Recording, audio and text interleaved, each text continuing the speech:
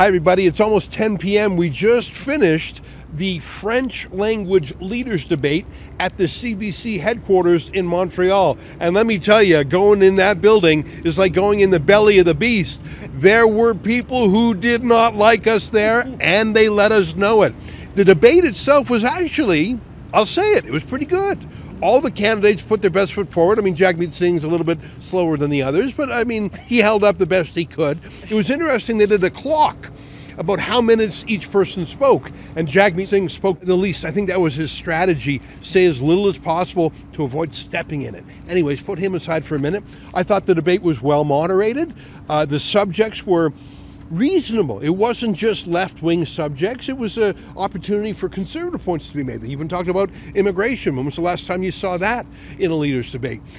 But to me, the highlight was the people standing next to me. Remember, we were not allowed to ask questions. We were allowed to come here. They accredited 16 rebels, but they said only one can talk. The other 15 have to sit in silence. Well, that's when we lawyered up and we broke down the walls. And so the five of us here assembled. Drea Humphrey from BC, Sheila Gunn-Reid from Alberta, David Menzies from Ontario, and the hometown girl, Alexa Lavoie from right here in Montreal. And I flew in too. And we got in the lineup for the scrum afterwards. And 4 out of 5 of us, I was the only one who didn't get up. The other 4 people you see here put questions to the leaders, and they were questions that no one else would put. I just want to take a minute to go through the list of folks here and have them talk for a minute about the questions they made. Why? Because this is really our only opportunity to put questions to these leaders, because most of them, when they see a rebel camera, dispatch the police. Alexa, if I recall, you were the first person to ask a question en français, is that right? Yeah, I was so lucky I got Jagmeet Singh. Now, you asked a question, and he treated the question with great disrespect. You have been an MP for the last 6 years. Now you're entitled to a retirement. Before that, you were a provincial MP. In other words, the majority of your career has been at the expense of taxpayers, but you chose to boycott conservatives and right-leaning media such as ours, and you supported Justin Trudeau's bill that aimed to censor the internet. So why do you think that it's ethically acceptable to marginalize conservatives and refuse to treat them with respect?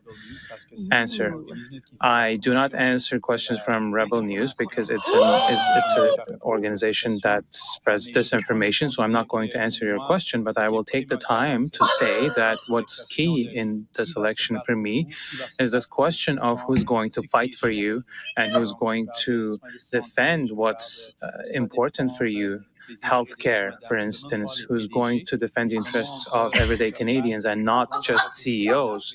And we have major companies who are scamming people. Question: you are banned from the Indian territory for your policies, but here in Canada you support censorship and words that you think are unacceptable, especially through censorship online, and you actually refuse to answer questions from journalists with whom you do not agree, as you have just done. So you should be punished in one way or another, is the impression that leaves. So how are you different than people who would put you in prison? Answer: that is another example of why I do not answer questions from Rebel News, because you are spreading disinformation, and your question is an example of this. Oh yeah, he say right away that he would not answer to Rebel News because we are spreading disinformation. But if I recall, during the debate, between an exchange between him and Pierre Poilievre, he keep telling disinformation about Pierre Poilievre, that Pierre Poilievre was keeping saying, that's not true, that's not true, that's not true. He is the one who is spreading disinformation and refuse to answer to us that are asking a fair question about facts. And my question was about, first of all, he can't travel to India because of his unacceptable political views over there. And so he is supporting the liberal censorship. So what is the difference between him and the authoritarian politician over there that would put him in jail because he's censoring the conservative media. He refused to answer everybody who is slightly on the right. And I think this goes with my second question. He's an MP, he's being paid by taxpayer his whole life, but he keep marginalized conservative and the conservative Canadians by first refusing to answer the conservative media, but also to just put all the people that are conservative view a part of the society.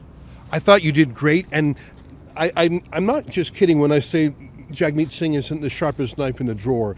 And so I think he loves the excuse. I'm not answering that. That's a tough question. Oh, lucky me, I'm not answering it because I don't talk to you. Whew, I dodged it. Yeah, I think it's a stupid person's way out of a smart question, and you carried yourself with such dignity, and actually. And can I just add this? It's not Jagmeet Singh that it was actually the most irrespectful. Is the journalist in the room heckling, and after that, someone knelt down on me, a journalist from Radio Canada. Really? Yeah, and she came to me saying that you guys, you are stealing our time. You are not asking questions. You're just listening to yourself, and she keep yelling almost at me. What a presumptuous lady who thinks that she's entitled to ask the questions instead of you. That's outrageous, and that says everything, doesn't it? Yeah, and I say, by the way, my time was shorter because you didn't answer my question, so I didn't steal any time. Yeah. Well, I mean, the audacity there. That's why we have to fight to get in here. Now, next up for Jagmeet Singh was Drea. And you asked a question, and I said this to you earlier, that only a Rebel News reporter would ask. It was a question that is not part of the official narrative. It's a question that would not have been asked had we been kept out. Pride in standing against hate such as white supremacy, Islamophobia, and Sorry, I didn't get your outlet. Drea Humphrey with Rebel News. Okay. Your party. You know where I'm going to go with this, all right? Can I speak? Yeah, you can. I'm just going to say you know where I'm going to go with it, though. Wow. Your party takes pride in standing against hate such as white supremacy, Islamophobia, and online hate speech. Yet you stay silent about ongoing attacks against Christians, even after conservative MP Jamil Javani's order paper question revealed that over 200 churches have been targeted by arson and vandalism since claims of remains being discovered at former residential schools swept the nation in 2021. These claims have been disproven by bands that excavated and remain unproven by those that have not. Will you condemn the rise in acts of hate against Christians today and explain what your party will do moving forward to keep Christians safe from hate in Canada? Again, thank you, but I'm not going to respond to an organization that promotes misinformation and disinformation like Rebel News. So no, I'm not going to respond to your question. Wow. What she said had no misinformation in it. Perhaps you didn't hear me. Over 200 Christian places of worship have been attacked in Canada since 2021. Many served First Nations communities. Many were historic, and they diverted police and resources and put others at risk. What do you say to Canadians who see your refusal to answer, especially from one of the few media outlets here that are not funded by the state, as proof that a vote for you is a vote for a dangerous radical party that gaslights the public into thinking it stands against hate when its silence is instead emboldening Christophobia? Your question is another example of why I don't respond to agencies like Rebel News that promote misinformation and disinformation. Why don't you tell our folks about it? Well, that's right. We tell the other side of the story, and boy, did we show up to do that. I think there was probably 12 different journalists asking a question, and so 4 of us. But Jagmeet Singh is who I posed the question to, and you're right, he's a lazy politician. He uses the excuse of us spreading misinformation. I asked him about the contrast between his party always claiming to stand against hate, to stand against white supremacy, to stand against online hate and Islamophobia, but saying absolutely nothing about the hundreds of churches and counting that continue to be under attack by arson and by vandalism since the false claim that unmarked graves have been discovered across the nation. He called that misinformation. All of those Christian communities who have been under attack, including First Nations, it's a disgrace. And I'll piggyback off of what Alexa said. So was the journalist. I even fumbled on my word on the second question because I wasn't anticipating that. I was prepared for Jagmeet Singh to be pompous, but they were so unprofessional. We have to fight with lawyers to get in, and they're the ones who should be getting kicked out because of their attitude. Yeah, they were the ones who were disruptive. And I know Jagmeet Singh's disrespect, it stings a bit, even though he's an idiot and none of us really care what he thinks about us. It stings because it was a public moment. But when all the mean girls start saying like, denouncing you like a pack of hyenas, it's hard not to be affected by that. But I want to tell you that millions of people, I don't know how many people watched it, but an enormous number of people watching that at home would have said, that's why I love Rebel News. That's why I like Drea. That's the question no one else would have asked. And if that means that you're going to be demonized and denounced for asking it, that's just a badge of honor. I want to tell you how proud I am of both of you to take that disrespect with such grace and dignity. I felt an enormous sense of pride, not just in what you both did, but for, I'm going to call it the Rebel family, because both of you have been with Rebel News. You joined us both during the pandemic when it was hard to be a contrarian. And that training to be an individual, to be yourself, no matter what other people said, that came through tonight. And you know that just because everyone in a room says you're wrong, you can actually still be right. And it takes courage to be an individual and a dissident. So I want to, and it's not lost on me that a middle-aged, wealthy politician is so disrespectful to two young women because he doesn't know how to answer their questions. So such dignity and grace. I'm so proud of you guys tonight. Now the next question up was Sheila Gunn-Reid, and there's a reason she's our chief reporter. That gal knows what she's doing. Now Sheila, your question was for Pierre Poilievre. For Rebel News. Oh, yay, Sheila. We've seen the NDP tonight refuse to take questions from independent journalists. The Liberals have gone one step further. The Carney campaign has called the police on independent journalists. Trudeau before that brought in C-18, C-11. The Liberals are promising a revamped version of the Online Harms Act. What would a Conservative government do to ensure the independence of the press and protect Canadians' right to have access to information and hold their politicians to account? We are the only party that's willing to protect freedom of the press, of all the media. And we will also repeal C-11, the censorship law. We will remove the censorship of Canadian news on web platforms like Facebook and Instagram. We will fight back against any kind of Orwellian online censorship law like the one that the previous Liberal government instituted. It was designed to create the possibility of preemptive arrests of people, where you could be arrested if you were suspected of sometime in the future planning to say something harmful online. You could be under a peace bond. I mean, it really is Orwellian. And I note that many people across the spectrum have spoken out against this censorship. Even someone like Margaret Atwood, not known to be a conservative, has said that this kind of censorship is not only bad for democracy, but inhibits artistic expression. So I stand for free speech, and we will respect the right of Canadians to have access to the media that they choose. Canada's suffering the most violent anti-Semitic crime wave in history. Yes. There have been shootings, firebombings, even a riot right here in Montreal. But not all of this anti-Semitic hatred and incitement rises to the high level of a criminal code offense. Do you believe that foreign nationals, that is, people who are not Canadian citizens, should be deported for participating in these hate marches or other pro-Hamas activities that don't rise to the level of a crime? Well, what I have said is when there is a crime involved, including crimes of vandalism, that visitors to Canada should be deported. You simply can't come here and firebomb a Jewish bakery or someone's home or smash windows out of a political riot and expect to stay in this country if you are on a visitor visa. We will be bringing in tougher laws to penalize those who are permanent residents and citizens who break laws and harm our communities. But look, this is the disintegration we have witnessed after the lost Liberal decade. Everybody is divided. This group is divided against that group. There is crime and chaos in our streets. The Liberals have promoted this division by saying one thing to one group and then exactly the opposite to a different group.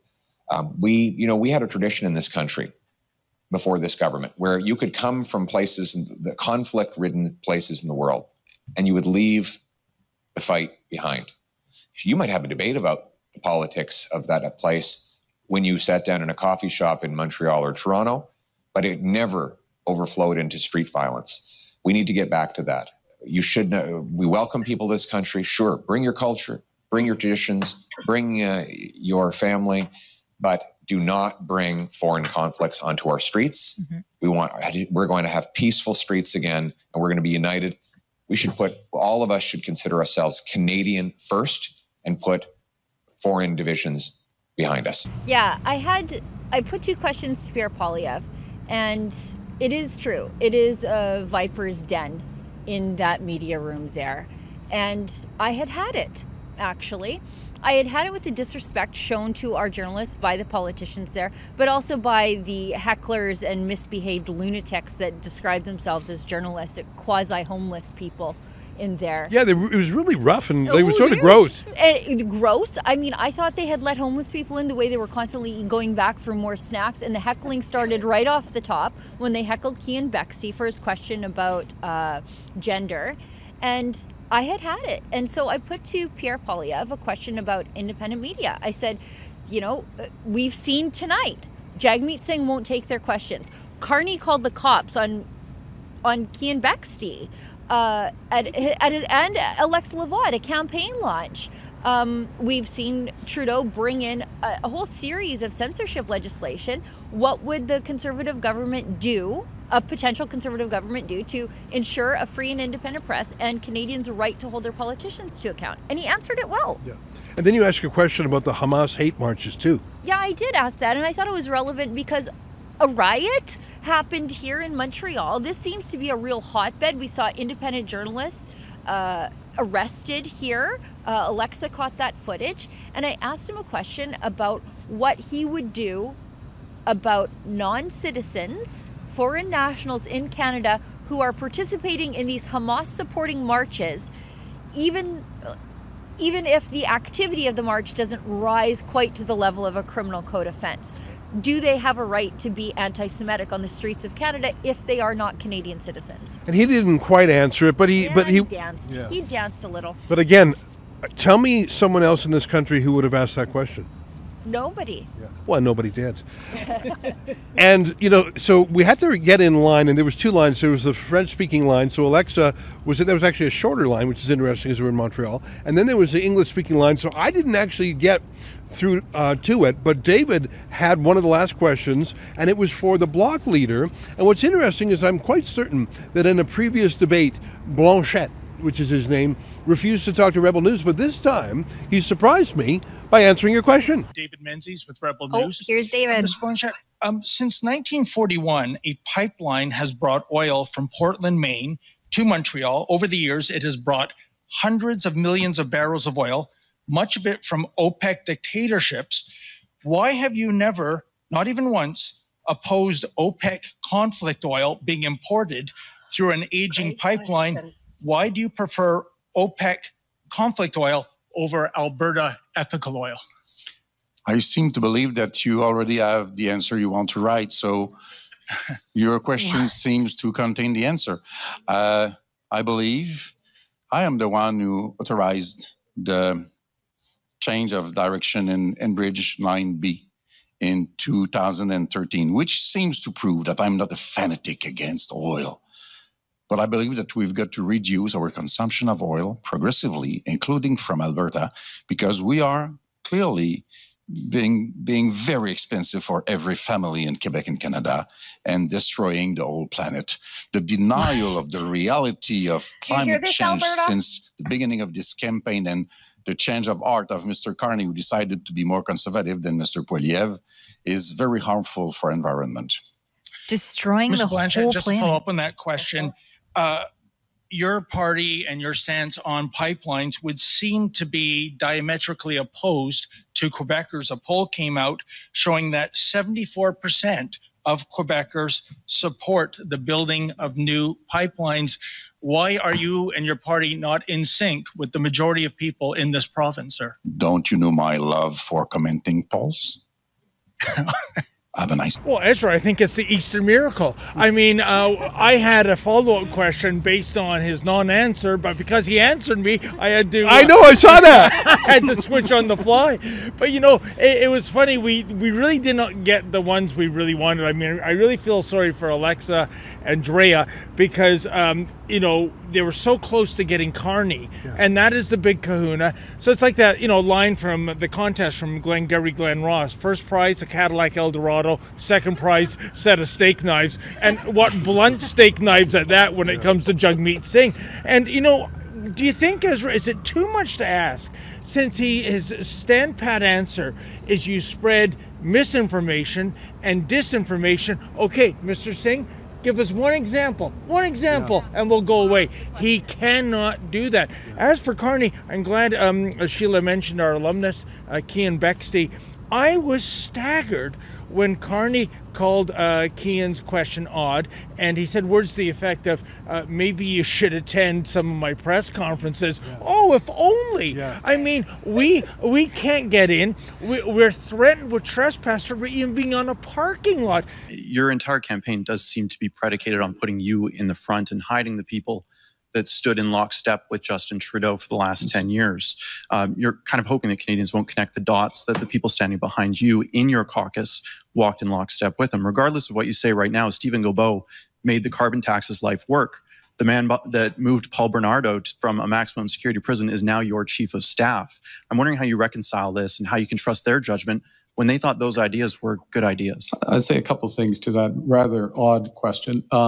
First is that the candidates in this election for the Liberal Party, I mean, you go and see when I make an announcement. I don't think I've seen you at any of them, but next time you can come. And you will see a wide range of the candidates that are there presenting themselves. So, for example, with respect to our announcement on crime, we had Bill Blair, now the Minister of Defense, of course, formerly the Chief of Police and a long time in Toronto, and Natalie Provost, who is a new candidate. We're honored to have her, and someone who's dedicated their life to helping to end gun violence and violence against women. There is a very wide range of candidates that have come to the party with me. There's a lot of fresh blood. There's also a lot of experience that's there, and you need that combination of energy, new ideas, experience, and a fundamental passion for making this country better in order to serve at this crucial time. Thank you very much. Ezra, my question to you, is Carney clueless about what's going on? Is his media strategist not letting him in, that the likes of Cian Bexy and all of us can't even get on the parking lot? Or is he lying yet again? Well, it's really tough to answer that. I mean, when I bumped into Mark Carney in Davos at the World Economic Forum a year ago, he seemed chatty. And in fact, I thanked him for talking with us. And he said something to the effect of, well, we have to answer tough questions and I'm up for it and you guys do a good job. And then his staff doesn't let us in. So there's a chance he doesn't know. But I think Mark Carney has also shown he's got some ethical blind spots. Yeah, and there's also a chance he's just lying through his teeth. And Ezra, so the question is, what changed in the space of, say, 14 months? The context of your question in Davos in January 2024 was just days after I was falsely arrested and assaulted by RCMP officer Greg Dumichel.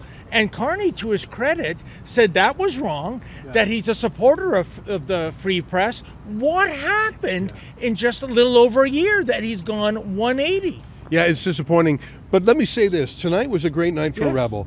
And you'll remember what I said when we tried to break down the doors, that they wanted to limit the number of questions we could ask. and Rebel News asked more questions than any other media source by far. And the seething and the hissing and the heckling, and oh my gosh, it was quite something. In fact, it was slightly demonic, and that's why I want to say to Drea and Alexa, because I mean, I've got such a thick skin, and then under the thick skin, I have a thick layer of fat under the thick skin. So I got lots of thicknesses. So there's like it's pretty tough. I'm like a gecko or something. What's something with an armadillo? That's what I meant to say. So you can't hurt me that easily. But Drea and Alexa are a little bit newer to this business, and it would hurt. It would sting. It would be like the Mean Girls in high school. That's what it really felt like. And so I could feel that you guys were a little demoralized in the moment, but I want to tell you, you shone as brightly as our truck. You kept your dignity while Jagmeet Singh lost his, and you asked your questions on behalf of millions of people. I was so proud tonight, and we're going to come back tomorrow, and I just feel so good about how this went. I want to say special thanks to all our donors. Cost us $12,000 to be here, $9,000 in legals, and about $3,000 to bring everyone to town. I actually haven't even had a chance to stop by the Airbnb yet. We'll be back tomorrow for the English language one, and I hope you watch that one, and I hope we get some questions too. It'll be interesting to see what the regime media do to try and stop us from getting questions. I have a feeling in my bones that they're going to try and stop us from having a repeat. But do they have the entrepreneurial spirit? You got to get up early to beat a rebel. Well, that's my summary of the night's event. I'd like to say a special thank you to our videographers, Lincoln J. and Guillaume Roy, as well as our driver, Betty, and the whole team back in Toronto who was running the live stream tonight. On behalf of all of us here in Montreal, to you at home, wherever you may be, good night and keep fighting for freedom. By the way, if you want to help us out, go to leadersdebate.ca. Hi, everybody. I'm here in Montreal with the Rebel team. Boy, it was tough to get here. We're here for the Leaders Debates. Tonight was the French one. Tomorrow was the English one. They tried to keep us out because we ask questions they don't like. To learn more and to help us out, go to leadersdebate.ca.